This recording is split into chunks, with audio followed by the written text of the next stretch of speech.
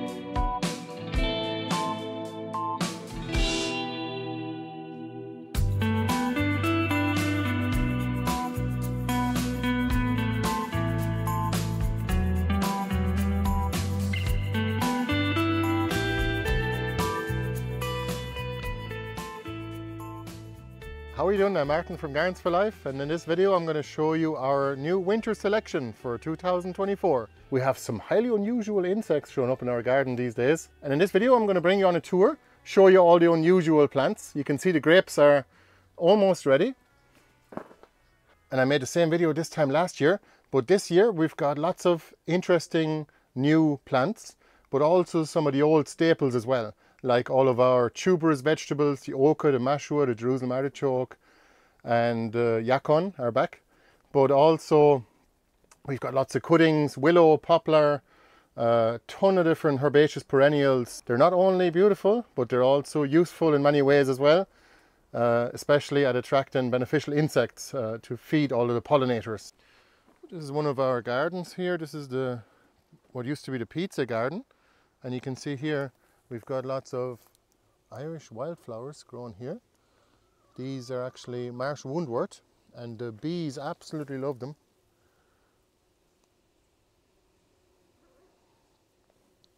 And the roots are edible. They're kind of like a mint root, but thicker. Take a look at those. Marsh woundwort, put it on your list. I think it's a great one to plant, and it's a bit weedy, you can see here. But the roots are edible, so that's handy, and they're kind of starchy. So we'll take a look down this way. Lemon balm going to seed. Look at this, flowering at the moment. Lemon balm is tremendously useful as antihistamine. Look at this. This is a horseradish plant, which is tremendously useful for its roots, of course, especially for clearing the lungs. It's kind of like a cold temperate climate wasabi. And this is just one plant, and that was planted here 2 years ago. So you can see it's absolutely huge. This is strawberry mint actually, and it really does smell like strawberries when you rub it.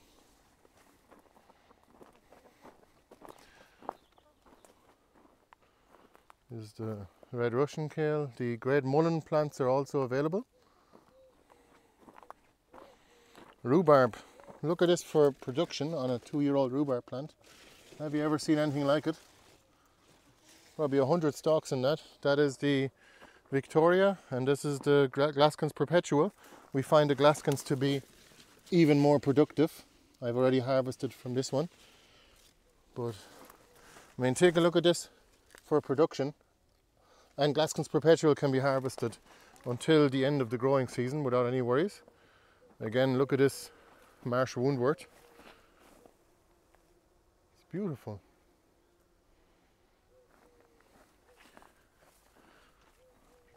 We have still got kale cuttings. They're always available, so you can get those straight away. If you're ordering anything from that says pre-sale on the ad, you are gonna get everything you ordered shipped in November. So take a look at this Taunton Dean perennial kale.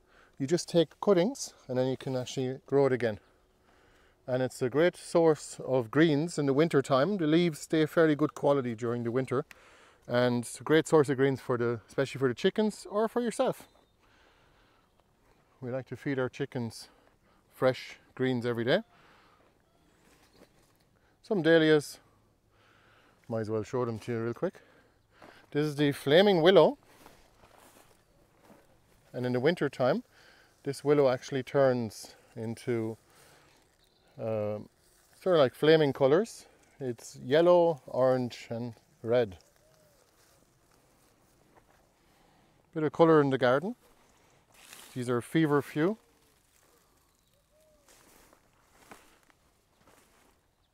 And this is Daubington kale. It's a lovely variegated variety. Again, cuttings are always available. I'm sure we'll come across the American elder a few more times. Here it is, it's flowering now from mid-August until the end of the growing season, until the end of October. It's a lovely plant to have, and these are our fennel plants, the fennel patch. Look at this. So they make seeds and leaves that you can harvest and use for tea and cooking, and they attract a tremendous amount of beneficial insects. Here we are at the new garden. And look who's here with us. Whoa! So look at this. This garden here is full of wonderful plants. Here's some comfrey now. It's great. The leaves are great for making a compost tea, but also you can use it to make a salve as well. It's also known as bone knit. These are Jerusalem Artichokes. They're actually a tuberous sunflower, and they produce a lot of tubers underground. They grow quite tall, maybe 2.50 meters or 8 feet tall, and they produce a flower at the very end of the season, depending on the variety. We have 5 different varieties of these, and they're very reliable at producing the tubers. It's a very interesting vegetable. I'd recommend taking a look at the more in-depth videos. A lot of the plants I'm going to show you we have full videos for, so I'll put some of those in the description below. So here we have jostaberry. They produce kind of like a black currant, but much larger, and they taste a little bit like pineapple, and I find them to be extremely vigorous. Definitely not as productive as a pure breed black currant or red currant or gooseberry, but jostaberry is a great fruit to have because of its unique flavour. And we recently had some jam, actually, we got from some friends from Strokestown, and it was really nice. So here we have the beautiful curly willow.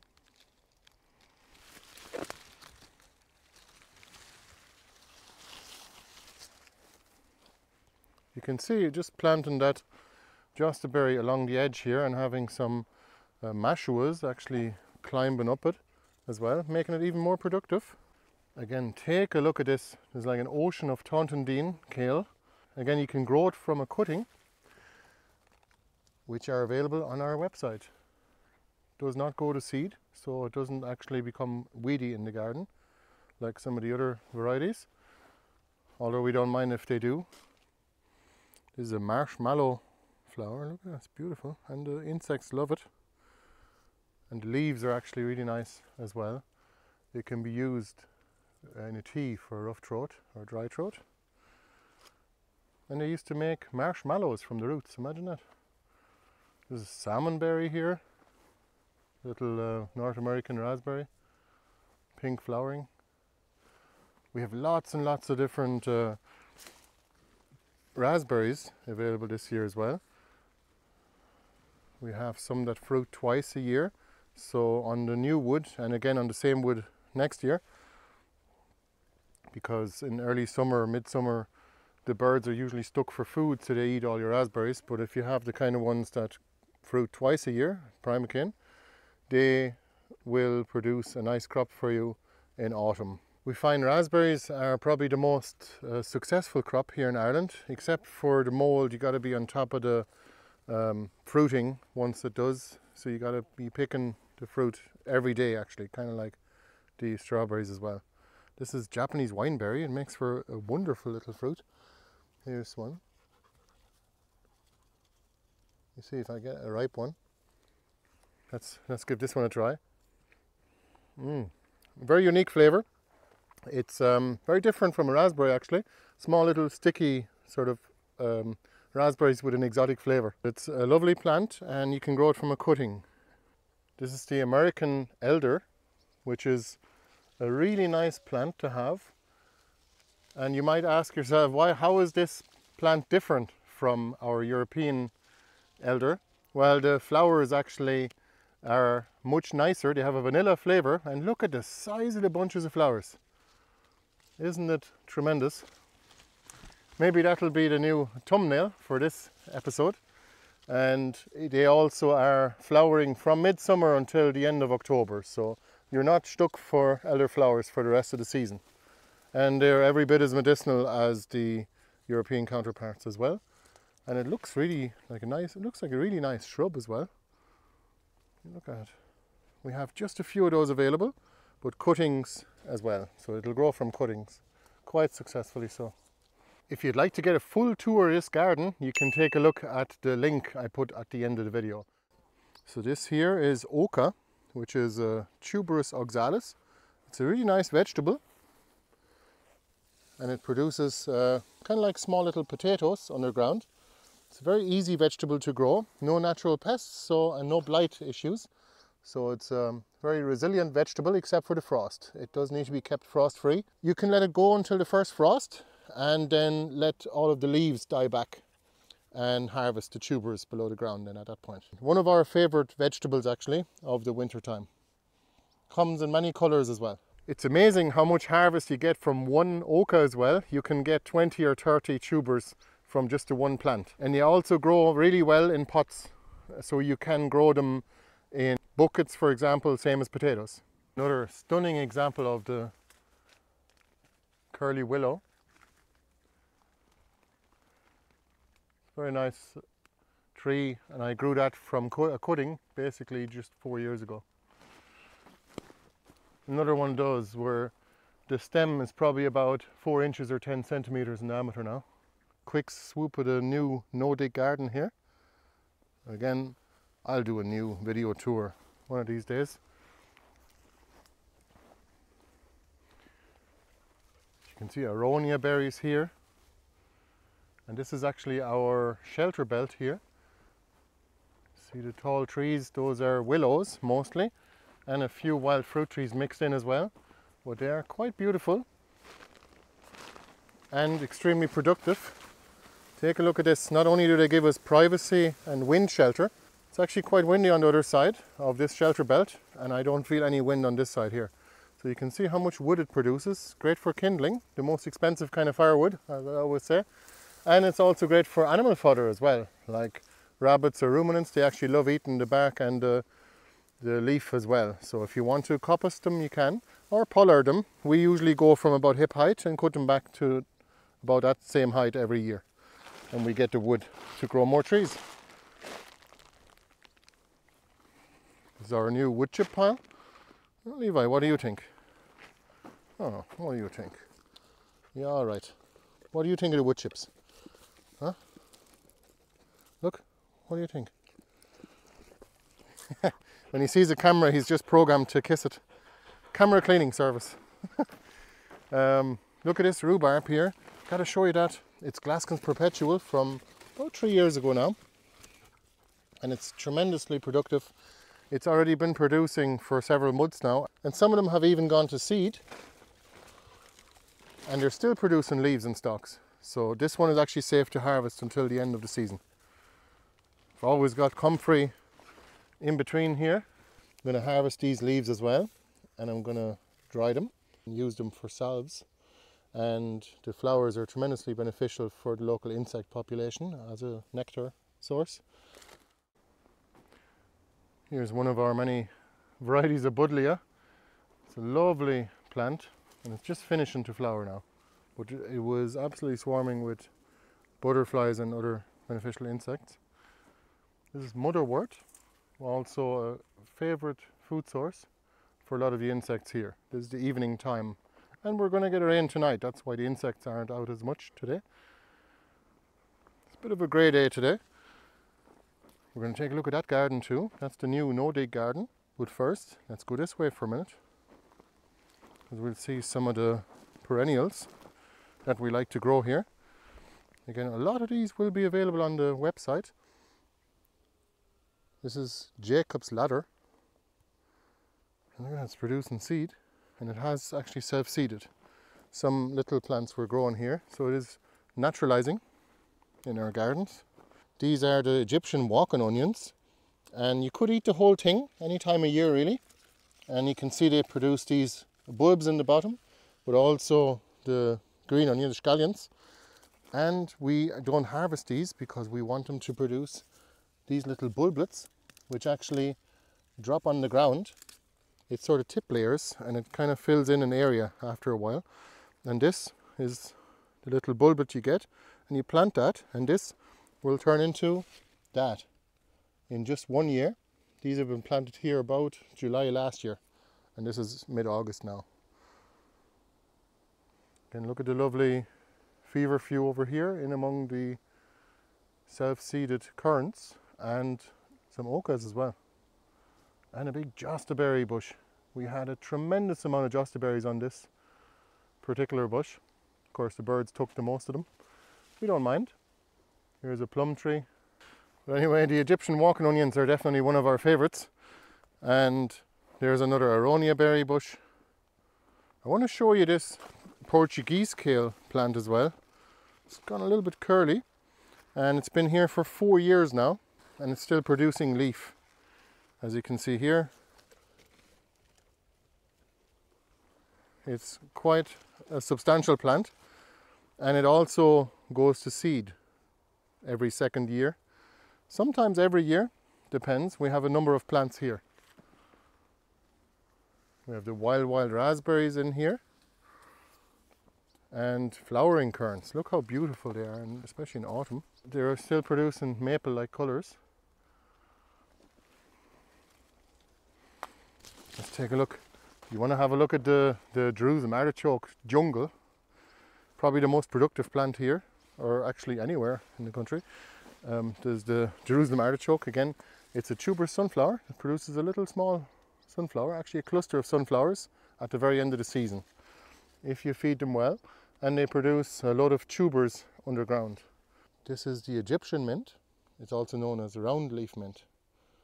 Very nice one. Let's go over this way. Look at the height of these stalks. Take a look at that. And again, I encourage you to watch the video of the harvest. You wouldn't believe the amount of tubers you can get from just one plant. It's a great standby food source to have. This is another variety, and these are some fruit trees. What you can see here, it is quite mysterious. Here's sea buckthorn as well, and more Japanese wineberries and American elders. We'll just walk over this way. Let's take a look at the no-dig garden.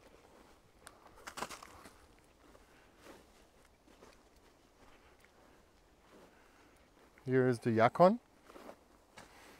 It's one of our favorite vegetables that can be eaten raw in the winter time. It's kind of like an apple, and you can make a lovely sweet syrup, even though there is sweet, but there's no sugar in it, so it's suitable for diabetics.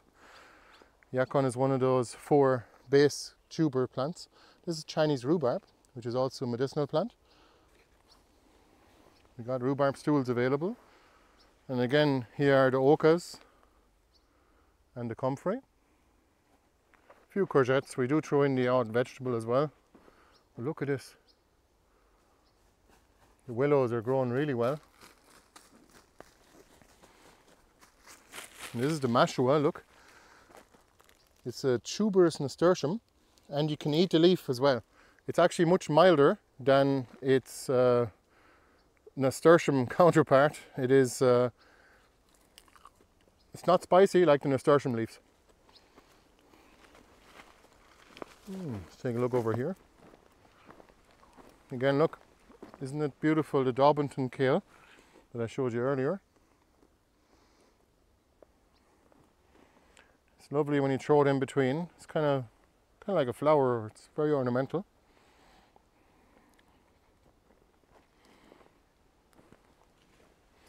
And here's an ocean of ocha and yacon, and a few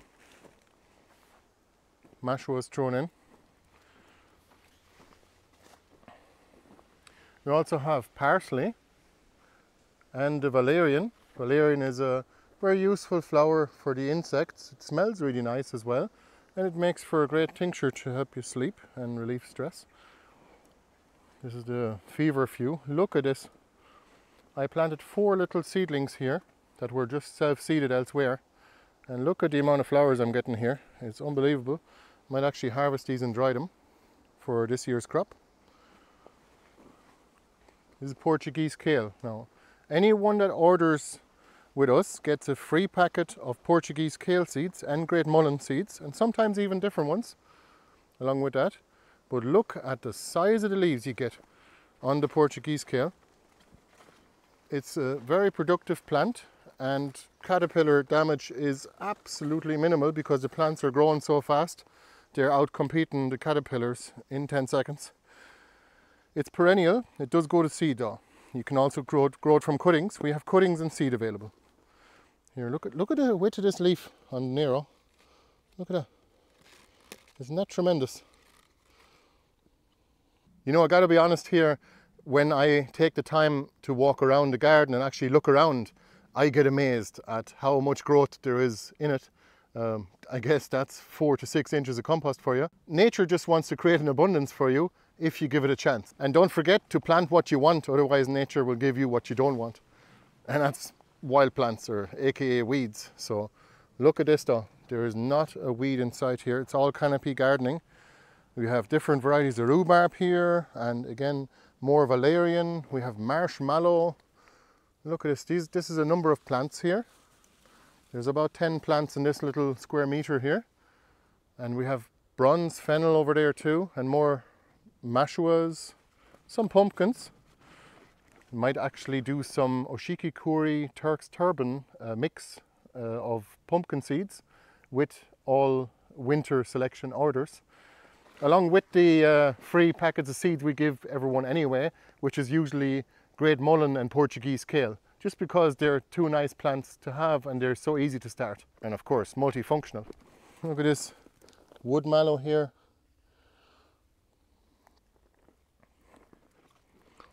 All right. Look, pumpkins.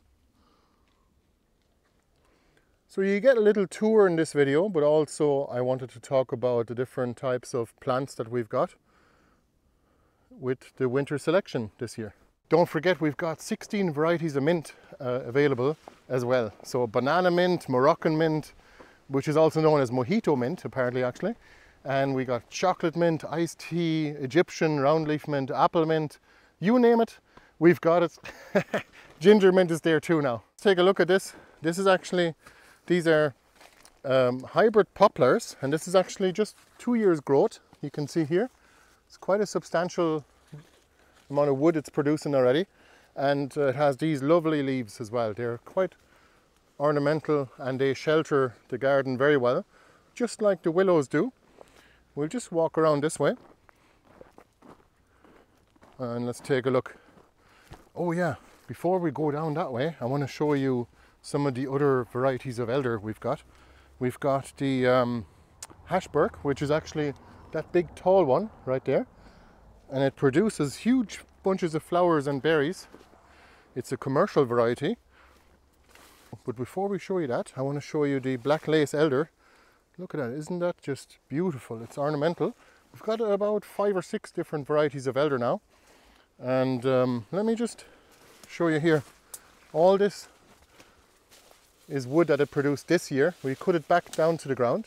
And look at that, the amount of wood and leaves it produces, and also flowers and berries as well. But I find the elderberries are a great addition in any hedgerow, not only to feed the birds and yourself, and also make tonics for the winter, for the flu season, but as well as the flowers in the summertime. You can make cordials and wines as well, and it makes for a great hedging plant. Look how dense it is. You wouldn't be able to look through that. That's just one tree as well. And here you can see a birch tree in comparison. And here's a walnut tree. And some of you might be saying, Jez, you might be thinking, sure, that's allelopathic. What are you going to do with all these other plants around? I'm not worried about it for the first few years anyway, and the other plants will actually be well established by then. Almost forgot to show you our black currants. These are our own variety. It's Birdland blackcurrant. They make a very large black currant and they're really sweet as well. And I've showed them to you in a few videos before. Take a look. You can reproduce them. You can grow them again from cuttings. And once you have our variety, I don't mind if you keep taking cuttings and sticking them in the ground, because that's currants for you. Same as the gooseberry as well. Got to show you the golden tower elder. It's a beautiful shrub. It produces a few flowers, not so many berries. But isn't it lovely? All right, there's a blueberry bush here. So let's go over this way and take a look. We've got kiwis as well. We've got hardy kiwis now. Especially the green ripening ones, because they can't be seen by the birds, or less likely to be seen. Here's one of them. It's a hardy kiwi plant. And of course the hardy kiwis are much smaller than the ones you're accustomed to in the shop, because they are the original kiwis and they taste much nicer than the big ones. Another one of our willow arches here, but this time we didn't connect it at the top, just to see what it turns out like. And I like it. I like it open, because I wanted to show how tall the willow trees actually grow. And you can see it's about 5 or 6 meters. And this is 2 years growth, by the way. We have other videos about willows, and if you mulch them, they grow twice as fast. If you just put down cardboard or maybe even wood chips, if you stop the grasses from growing in between, after a while they'll actually shade out the grasses underneath almost completely after 3 or 4 years. Look at the amount of wood we have here. These are only 3 years old. Some of them are 2 years old, the trees. These are some elderberries that I grew from cuttings. They're only 3 years old. Hard to believe it. But look at the amount of wood here. And there's multiple stems as well. And they're producing berries already. Yeah. Elderberries, you gotta have the elderberries. I'm gonna be starting more forest gardens, and I'm gonna be planting elderberries, currants, all the wildflowers, and probably willow and poplar as well, because they're so easy to grow from cuttings and tremendously useful at breaking the wind. Take a look at the wind out here, and I don't know if you can hear that, but there's a wind muff on the microphone, so you can't hear the wind, but it is quite windy out here. But in the garden on the other side of the Shelterbelt, I didn't even notice it. Right, this is lovage while we're walking by. Well, lovage is a lovely plant. It's a herbaceous perennial. Very reliable at producing lovely leaves as well for stews. But look at this Shelterbelt here.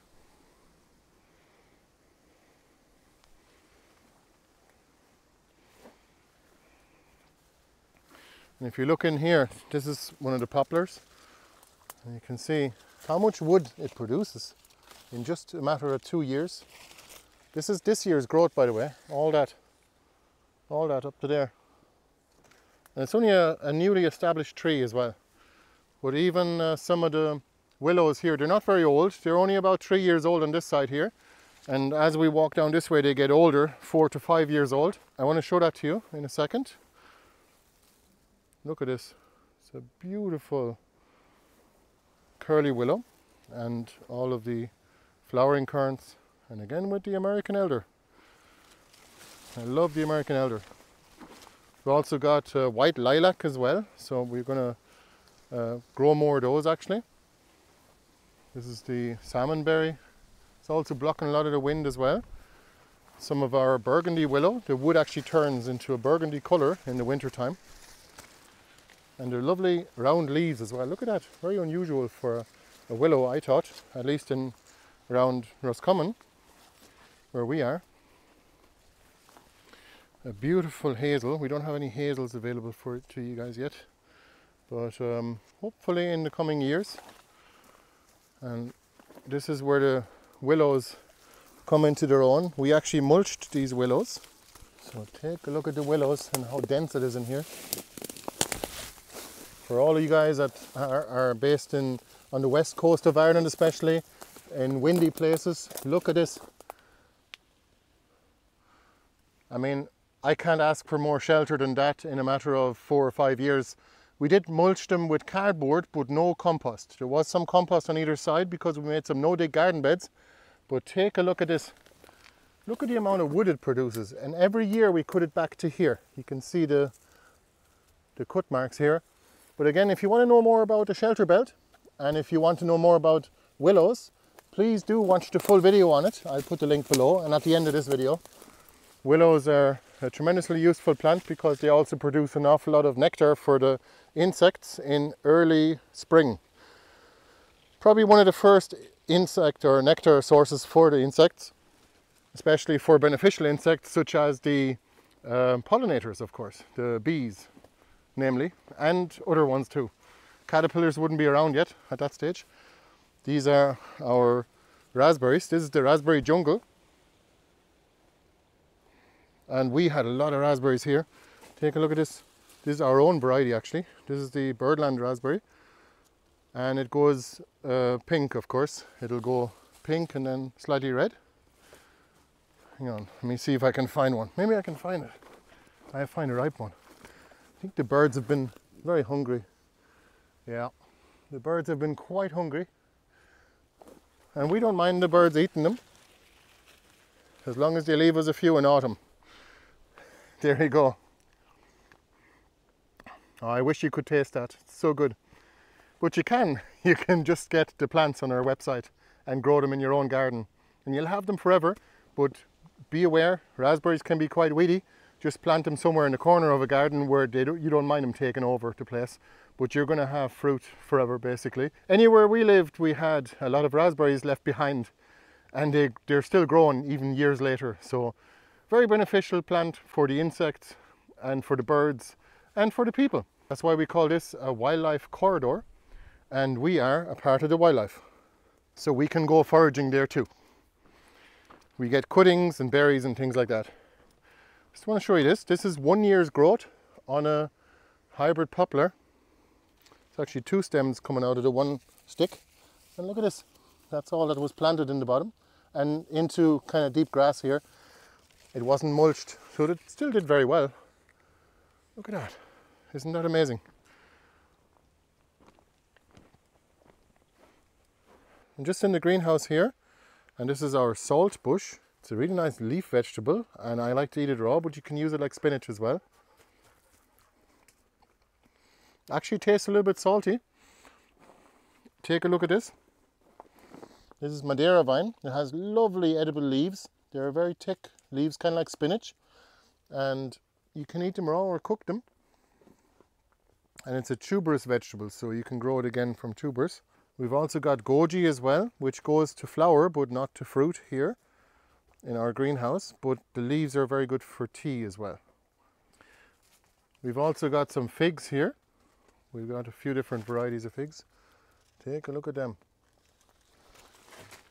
That one is almost ready. You know when they're soft, that's when they're ready. They're a lovely tree. They also smell nice in the summertime when it's really hot. And don't they look lovely? And you can grow those from cuttings. And folks, don't forget our alliums as well. Don't forget the orphrey and all the garlic that we've got, the elephant garlic and the Egyptian walking onions again. Very nice vegetables and very easy to keep and perennial, so you can leave them planted and just eat them whenever it suits you. If you'd ever like to come for a guided tour of our gardens here, take a look at our events page. We have those on once or twice a month and they're free of charge. Thank you so much for watching. For those of you who are still here, I know it's been a long video and I really appreciate you taking the time to watch the videos. And if you have any questions, let me know. And if you'd like to grow some of the plants that we grow in our gardens here, take a look at our website and reserve yours now. You get 20% off for the month of August for our winter selection sale. It's a pre-sale, so you'll get your delivery in November when the plants are dormant and freshly harvested. And reserve yours now because they usually sell out every winter. If you want to get a delivery of potted plants, for example, or other plants that are available now, you don't have to wait until November to get them delivered. You can get those on our website now. Just look for plants that don't say pre-sale in the title. on our website. If you got any plants in your order that say pre-sale in the title, we'll deliver all of your order in November. Thanks again for watching, and don't forget to use your discount code for 20% off in August only. See you the next time. Bye bye.